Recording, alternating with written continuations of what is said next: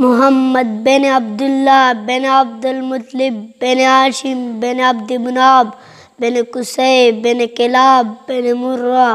بن کعب بن لؤی بن غالب بن فہر بن مالک بن نضر بن کنان بن خزیمہ بن مدرکہ بن الیاس بن مضر بن نزار بن معد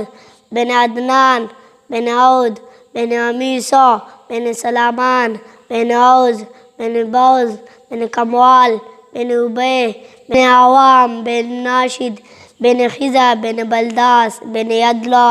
بن طوابح بن جاہم بن ناخش بن ماخی بن عیفی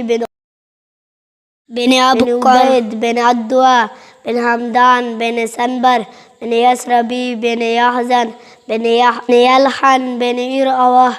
بن عیزی بن زیشان بن عیسر بن اقناد بن ایہام بن مکسر بن ناخس بن زارح بن سمی بن مزی بن عوض بن ارام بن کیدار بن اسماعیل علیہ السلام بن ابراہیم علیہ السلام بن آزر بن ناحور بن ساروج بن راہو بن فائج بن عابر بن ارفقشاد بن سام بن نوح علیہ السلام بن لامک بن متشالخ بن ادریس علیہ السلام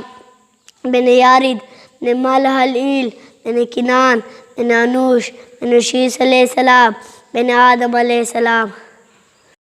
پیارے دوستو، ہم آپ کے بہت شکر گزار ہے کہ آپ نے ویڈیو آخر تک دیکھ لیا۔ ناظرین کرام، شجرہ نسب احادیث سے حضرت معد بن عدنان تک ثابت ہے، اور علماء نے بھی یہی تک نقل کرنے کی اجازت دی ہے۔ اس سے آگے علماء میں اختلاف ہے۔ یہاں جو روایت نقل کی گئی اس پر جمہور کا اجماع ہے۔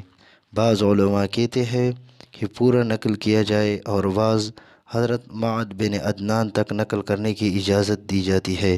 لہٰذا اس روایت کو درست مانا جائے۔ اگر ویڈیو اچھی لگی تو ضرور لائک کریں اور ہمارا چینل ضرور سبسکرائب کریں۔ ملتے ہیں انشاءاللہ اگلی ویڈیو۔